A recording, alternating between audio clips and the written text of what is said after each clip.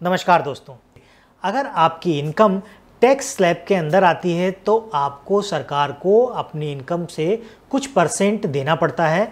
अगर आप उस स्लैब से नीचे रहते हैं तो फिर आपको सिंपली सरकार को बताना पड़ता है कि आपकी कितनी इनकम है और किस किस सोर्स से आपको इनकम आई है, और लेकिन आपको उसके लिए सरकार को कुछ हिस्सा देने की ज़रूरत नहीं पड़ती। अगर आप कहीं जॉब करते हैं तो इसके लिए आपने ITR 1 फाइल करना होता है।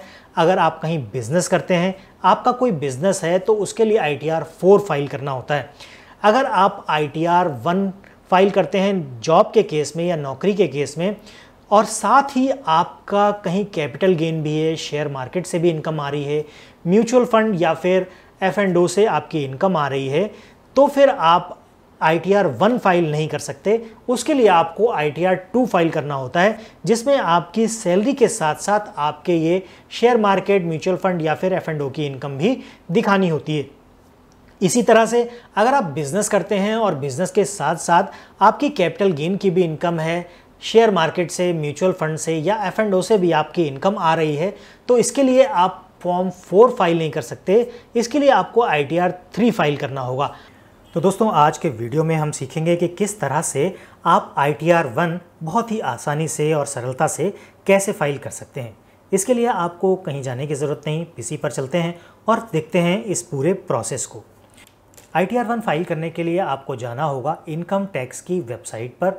इसका जो पोर्टल है incometax.gov.in, इस पर हम आ गए हैं। इस पोर्टल का लिंक आपको डिस्क्रिप्शन में भी मिल जाएगा, वहाँ से आप डायरेक्ट इस वेबसाइट पर आ जाएंगे। सबसे पहले इस पेज पर ऊपर आपको राइट हैंड की साइड पर कॉर्नर पर लॉगिन का ऑप्शन मिलेगा। लॉगिन पर क्लिक कर लीजिए। यहाँ अपना आप आधार या पैन नंबर डालकर लॉगिन पर क्लिक कर लीजिए। यहाँ पासवर्ड डालेंगे। अब आपका लॉगिन हो गया है इस पेज पर। यहाँ डेस्कटॉप पर आप आ गए हैं। यहाँ पर लिख रखा है फाइल योर ITR, तो यहाँ पर हमने क्लिक कर दिया है। यहाँ आपको असेसमेंट ईयर 23-24 सिलेक्ट करना है। सिलेक्ट मोड आपको ऑनलाइन सिलेक्ट कर देना है। इसके बाद आपने कंटिन्यू पर क्लिक कर देना है। इसके बाद हमें यहाँ पर हमें स्टार्ट न्यू फाइलिंग पर क्लिक कर देना है। स्टेटस एप्लीकेबल में यहाँ पर हमें इंडिविजुअल सिलेक्ट कर देना है। उसके बाद यहाँ आके हमें अपनी ITR 1 सिलेक्ट कर लेनी है। ITR 1 सिलेक्ट करने के बाद प्रोसीड विद ITR 1 पर क्लिक कर देना है। यहाँ पर ऊपर इन्फॉर्मेशन दे रखी है कि ITR 1 किन लोगों के लिए है और कौन कौन लोग ITR 1 फाइल नहीं कर सकते हैं। नीचे आएंगे तो यहाँ पर लेट्स गेट स्टार्टेड पर हमें क्लिक कर देना है। इसके बाद इस पेज पर आपको ये बताना होगा कि आप ITR 1 क्यों फाइल कर रहे हैं। क्या आपकी जो इनकम है वो बेसिक एग्जेम्पशन लिमिट से ज़्यादा हो गई है, तो हमें सिंपली इसी पर क्लिक करना है। यहाँ पर आके हमें 1 बाय 1 हर एक कॉलम को भर देना है। सबसे पहले हमें आना है पर्सनल इन्फॉर्मेशन पर। इस पर क्लिक करेंगे तो यहाँ पर बहुत सारा डेटा आपको प्री फिल मिलेगा। ये सारी वेरीफाई कर लीजिए। अगर सारा डेटा ओके है तो इसको पर नीचे आइए। नीचे आने पर इसमें आपको नेचर ऑफ एम्प्लॉयमेंट सिलेक्ट करना है। तो ये स्टेट गवर्नमेंट में है, प्राइवेट सेक्टर में, पब्लिक सेक्टर में है, जहाँ भी जॉब करते हैं तो वो आपने सिलेक्ट कर देना है। अगर कोई और सेक्टर है आपका, प्राइवेट या फिर गवर्नमेंट नहीं है, अदर है, तो अदर सिलेक्ट कर दीजिए। अगर आप अपनी ITR ड्यू डेट से पहले फाइल कर रहे हैं तो इस ऑप्शन पर क्लिक कर देना है। इसके बाद नीचे आएंगे तो इसमें है are you opting for new tax regime, तो हमें यहाँ पर सिंपली न्यू कर देना है, क्योंकि हम ओल्ड रेजिम में ही टैक्स अपने इनकम टैक्स रिटर्न फाइल करने वाले हैं, क्योंकि वही सबसे ज़्यादा बेटर लगता है। नो सिलेक्ट करने के बाद हम आगे बढ़ेंगे तो यहाँ पर बैंक डिटेल्स आ जाएंगी। यहाँ कम से कम आपका एक अकाउंट यहाँ पर ऐड होना चाहिए। अगर कभी रिफ़ंड की ज़रूरत पड़ती है तो इसमें आपको रिफ़ंड मिल जाए। ये अकाउंट आपका वैलिडेट भी होना ज़रूरी है, नहीं तो रिफ़ंड आपके अकाउंट में नहीं आएगी। कन्फर्म पर क्लिक करने के बाद इस पर आपका कन्फर्म का लिंक आ जाएगा और सेकंड ऑप्शन आपका हाईलाइट हो जाएगा, ग्रॉस टोटल इनकम। तो यहाँ पर आप देखेंगे तो यहाँ पर ग्रॉस टोटल इनकम आपकी प्री फिल आ गई। इसको हम एक बार चेक कर लेते हैं, प्री फिल डिटेल हमारी करेक्ट है कि नहीं। उस पर क्लिक करेंगे। यहाँ पर कुछ क्वेश्चंस आपके सामने रहेंगे, आप चाहें तो इसको स्किप करके कंटिन्यू पर क्लिक कर सकते हैं। अब ये आ गई इनकम फ्रॉम सैलरी। यहाँ पर आप एडिट पर क्लिक कर लीजिए।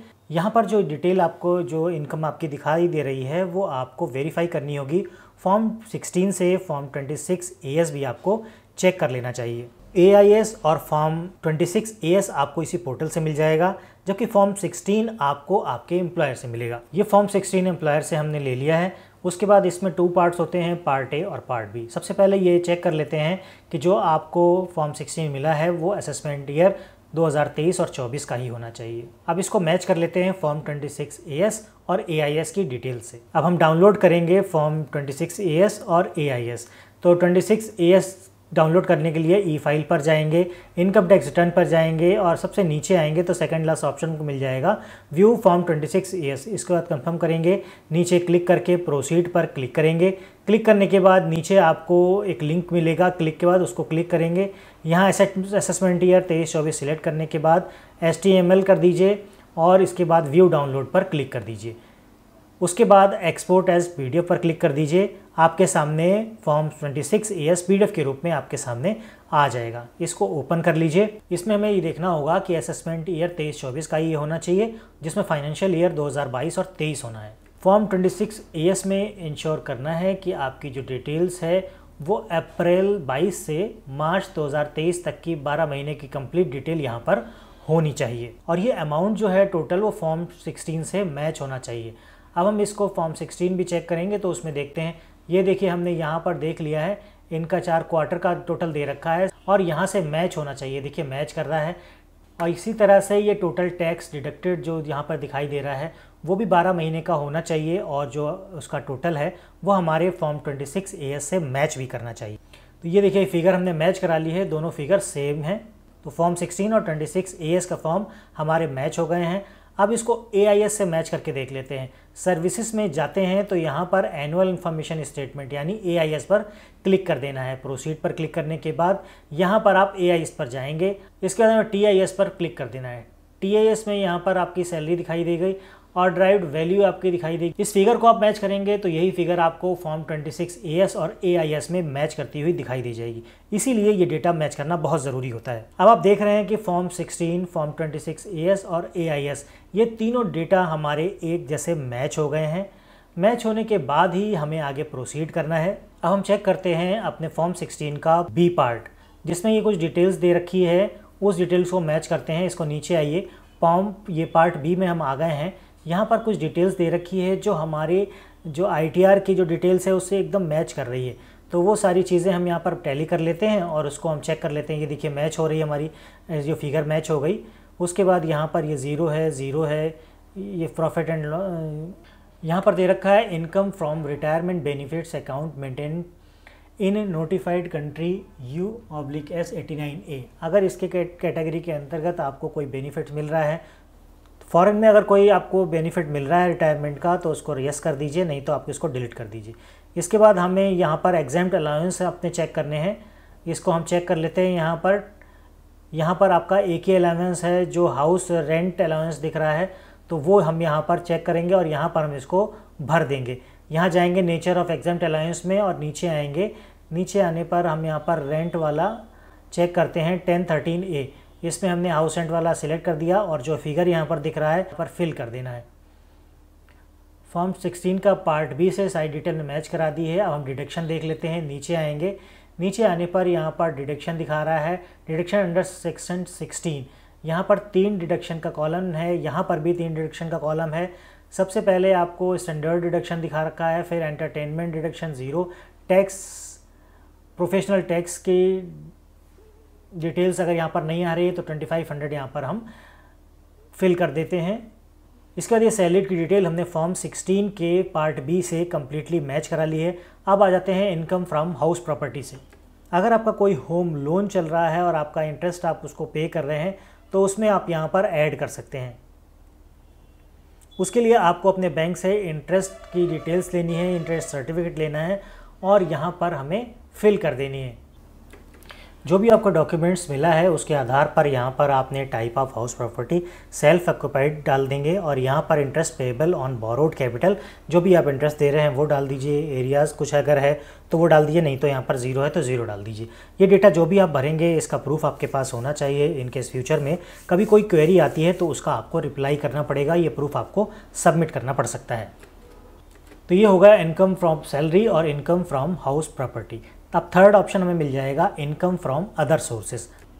तो लास्ट टाइम जो हमने इसमें अपना ITR फाइल किया था उसमें जो हमारा टैक्स रिफंड बना था वो अमाउंट यहाँ पर दिखाई दे रहा है। तो इसमें आप कुछ भी एडिट मत कीजिए, इसको एज इट इज़ छोड़ दीजिए। सेविंग बैंक का इंटरेस्ट आपका जो है वो कैलकुलेट कर दीजिए, कोई डिविडेंड है तो वो कैलकुलेट कर लीजिए। उसके बाद यहाँ क्लिक करने के बाद हमें यहाँ पर देखना है do you have interest income from saving account, तो यस कर दीजिए। नीचे आपका जितना इंटरेस्ट है वो यहाँ पर फिल कर दीजिए। Do you have interest income from deposit bank in post office, वो कुछ है तो यहाँ फिल कर दीजिए। Received income as income tax refund, यहाँ पर जो जो इनकम आपकी एप्लीकेबल है उसको यस करके आप फिल कर दीजिए। Do you have any dividend income, अगर कुछ है तो यहाँ पर यस करके उसको क्लिक कर दीजिए। ये सारी हो गई हमारे पास, सैलरी से इनकम, प्रॉपर्टी से इनकम और अदर सोर्स से इनकम हो गई। तो ये जो सेविंग बैंक का इंटरेस्ट होता है इसका हमें डिडक्शन भी मिल जाता है, आगे चल के हम उसको देखेंगे। इसके अलावा एग्जम्प्ट इनकम कोई है आपकी तो वो आप यहाँ पर शो कर सकते हैं ऐड करके। जैसे बहुत सारे केसेस में एग्रीकल्चर की इनकम होती है जो 5,000 से कम की होती है, तो उसको हम यहाँ पर एग्जम्प्ट में डाल सकते हैं, वो हम यहाँ पर दिखा देंगे तो उसका हमें एग्जम्पशन मिल जाएगा। कंफर्म करने के बाद हम आ जाएंगे इस पेज पर जिसमें सेकेंड ऑप्शन भी हमारा फिल हो गया है। ये सबसे मेन आपका ऑप्शन रहता है जिसमें आपके इनकम की सारी डिटेल्स रहती है। अब टोटल डिडक्शन पर हम आएंगे, अभी इस पर कुछ क्वेश्चन आ जाएंगे। इनमें से है are you eligible to claim any deduction for donation paid, तो डोनेशन आपने दिया है तो यस करके भर दीजिए, नहीं तो नो कर दीजिए। यहाँ पर आपका deduction from research and rural, इसको भी नो कर दीजिए। ATGG अगर कोई है तो इसको कर दीजिए। इसके बाद हम ATC में आते हैं। अधिकतर जो डिडक्शन आपको मिलता है वो ATC में है। अगर PF कट रहा है आपका हर महीने सैलरी से तो वो यहाँ पर भरेंगे। आपका LIC है, FD है, कोई बच्चे हैं उनकी ट्यूशन फीस जा रही है, तो अगर आपने इक्विटी या सेविंग्स में कोई पैसा डाल रखा है तो वो सारी चीज़ें यहाँ पर आपको डिडक्शन आपको मिल जाएगा। तो इसमें हमें यस पर क्लिक कर देना है। फॉर्म 16 में आ जाइए, यहाँ पर डिडक्शन दिखा रखा है हमारा ATC में, तो इसमें PF का सारा पैसा दिखा रखा है। यहाँ पर जो अमाउंट, वो अमाउंट हमें वहाँ पर डाल देना है।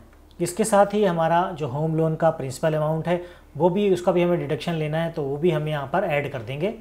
तो अब यहाँ पर हमने यस करने के बाद यहाँ पर जो अमाउंट बना हमारा वो हमने यहाँ पर फिल कर दिया है। अगर आपने पेंशन स्कीम कोई ले रखी है तो उसके लिए आप यहाँ पर यस करके वो भी डाल सकते हैं। मेडिकल कोई इंश्योरेंस आपने ले रखा है तो उसको यस करके यहाँ पर वो अमाउंट भर सकते हैं। हायर एजुकेशन का कोई लोन लिया है तो वो यहाँ पर हम क्लेम कर सकते हैं, यस करके उसको भर दीजिए। सेविंग अकाउंट का जो इंटरेस्ट है जो हमने पीछे यहाँ पर फिल किया था वो यहाँ पर यस करके हम उस अमाउंट को यहाँ पर भर देंगे। 10,000 तक का क्लेम हम यहाँ पर ले सकते हैं। तो ये आगे जब शेड्यूल आएगा तो हमें वो फिल कर देना होगा ATTTA का। इसके बाद हमने कंटिन्यू पर क्लिक कर दिया क्योंकि सारी एप्लीकेबल डिडक्शन हमने यहाँ पर भर दी हैं। वेरीफाई और डिडक्शन यहाँ पर वेरीफाई कर लीजिए। अब यहाँ पर ये शेड्यूल आ गया है, इसमें हम ATTTA में अभी हमने जो भरना था उसको हम भर देते हैं। अब यहाँ पर और कोई डिटेल भरी होती तो और भी शेड्यूल्स हैं, लेकिन हमारा ATTTA का हमें इंटरेस्ट यहाँ पर डालना है तो इसको ऐड पर क्लिक करना है। यहाँ पर आपको जो अमाउंट था इंटरेस्ट का वो हमने यहाँ पर भर दिया है। इसमें 10,000 तक आप डिडक्शन ले सकते हैं। इसको ऐड कर देते हैं। ऐड करने के बाद वो अमाउंट यहाँ पर हमारे ऐड हो जाएगा। सारी डिटेल्स हमने यहाँ पर भर दी हैं। उसके बाद हम कन्फर्म पर क्लिक कर देंगे। कन्फर्म पर क्लिक करने के बाद यहाँ देखेंगे थर्ड कॉलम भी कंप्लीट हो गया है। फोर्थ ऑप्शन पर हम आएंगे टैक्स पेड। टैक्स पेड पर आने के बाद यहाँ सबसे पहले आपका, तो यहाँ पर इनकम और टैक्स जो डिडक्शन यानी TDS की जो इन्फॉर्मेशन है वो यहाँ पर दिखाई देगी। ये आपका फॉर्म 16 और 26 AS पर ये डिटेल वहाँ से मैच करेगी, वही डिटेल यहाँ पर आपको दिखाई देगी। ये डिटेल हमारी मैच कर गई है। हम आगे चलते हैं, कन्फर्म पर क्लिक कर देते हैं। कन्फर्म पर क्लिक करने के बाद हमारे पास आता है 5वां option, tax, total tax liability. Total tax liability क्या बनती है आपकी, हमारी टोटल सैलरी बन रही थी, सब कुछ मिलाकर जो HR अलाउंस वगैरह सब मिल रहा था वो सारा मिलाकर अमाउंट बन रहा था, जिसमें से हमें टोटल डिडक्शन दिखा दी। वो इतनी डिडक्शन हो गई। उसके बाद जो टोटल इनकम हमारी पास बची डिडक्शन के बाद वो अमाउंट हमारे पास दिखा रहा है। यहाँ पर हमारा जो टैक्स बन रहा है वो यहाँ पर दिखाई दे रहा है अमाउंट, और यही हमको पूरा इसका रिबेट मिल जाएगा। अगर ये इनकम 5 लाख के अंदर है तो इसमें जो हमारा टैक्स बन रहा है वो हमारा सारा रिबेट में हमारे एडजस्ट हो जाएगा, माफ़ हो जाएगा। अगर 5 लाख से ऊपर इनकम चली जाती है तो आपका टैक्स 12,500 के आसपास बनता है और वो आपको फिर पे करना पड़ता है। इसके बाद हम कंफर्म कर लेंगे तो टैक्स लायबिलिटी हमारी कंफर्म हो गई। यहाँ पर 0 दिखाई दे रहा है। अब हमें यहाँ पर कोई भी टैक्स देने की ज़रूरत नहीं है। और यहाँ पर हमने जो टैक्स पे कर दिया है अपने TDS में, वो सारा हमें यहाँ पर रिफ़ंड मिल जाएगा। नेक्स्ट करने पर यहाँ देखिए हम आते हैं तो यहाँ पर लिखा है you are eligible for a refund of this amount. तो अमाउंट यहाँ पर दे रखा है, इस अमाउंट का हम रिफ़ंड ले सकते हैं। ये यहाँ पर रिफंड अमाउंट दिखा देगा। उसके बाद प्रीव्यू रिटर्न पर हम क्लिक करेंगे। यहाँ पर चेक कर दीजिए डिक्लेरेशन है, प्रोसीड टू प्रीव्यू पर क्लिक कर दीजिए। यहाँ पर आपका ITR 1 का पूरा फॉर्म फिल किया हुआ दिखाई दे जाएगा। आप अच्छे से इसको एक बार चेक करना चाहें चेक कर सकते हैं। टैक्सेबल इनकम दिखा रहा है, टैक्स कितना बन रहा है, रिबेट कितने की मिल रही है, वो सारी डिटेल यहाँ पर आपके मेंशन रहेगी। जो TDS हमने पे कर रखा है वो अमाउंट यहाँ दे रखा है और वही हमें रिफ़ंड मिलने वाला है, तो रिफ़ंड के कॉलम में भी वो अमाउंट यहाँ पर दिखाई दे रहा है। इसके बाद प्रोसीड टू वैलिडेशन पर हम क्लिक कर देंगे। यह वैलिडेशन सक्सेसफुल हो गई है, सारी चीज़ें हमने डिटेल ठीक से भर दी हैं। इसके बाद प्रोसीड टू वेरीफाई कर देंगे। ई-वेरीफाई पर आप क्लिक करेंगे, कंटिन्यू पर क्लिक करेंगे। आपका जो आधार वेरीफाई है उसके द्वारा सिंपली आप वेरीफाई हो जाएगा। इस ऑप्शन को क्लिक कर दीजिए। क्लिक करने के बाद आप कंटिन्यू पर क्लिक कर देंगे। क्लिक करने के बाद आपके मोबाइल नंबर पर एक कोड आएगा, उस कोड को आपने यहाँ पर एंटर करना है, ई-वेरीफाई पर क्लिक कर देना है। क्योंकि सबमिट पर क्लिक कर देंगे उसके बाद हम किसको एडिट नहीं कर पाएंगे, तो चलिए हमने इसको सबमिट कर दिया है और ये सक्सेसफुली हमारी ई-वेरीफाई के लिए सबमिट हो गई है। तो ये तो था सिंपल सा तरीका ITR 1 को फाइल करने का। आशा करता हूँ ये जानकारी आपको समझ में आ गई होगी। अगर आपको कहीं पर दिक्कत आती है या कुछ चीज़ें समझ में नहीं आती तो कोशिश कीजिए आप अपने किसी जो एडवाइज़र हैं उनसे थोड़ी सी एडवाइस ले ले या कुछ हेल्प ले सकते हैं, क्योंकि अगर आप मिस्टेक करेंगे फर्स्ट टाइम तो फिर आपके सामने आगे नोटिस वगैरह आ सकता है। लेकिन अगर आपको चीज़ें क्लियर हैं तो आप खुद भी ITR फाइल कर सकते हैं।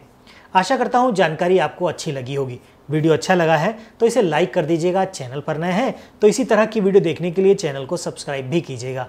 आज के वीडियो में फ़िलहाल इतना ही। मिलते हैं अगले वीडियो में ऐसी ही किसी नई जानकारी के साथ। तब तक के लिए जय हिंद।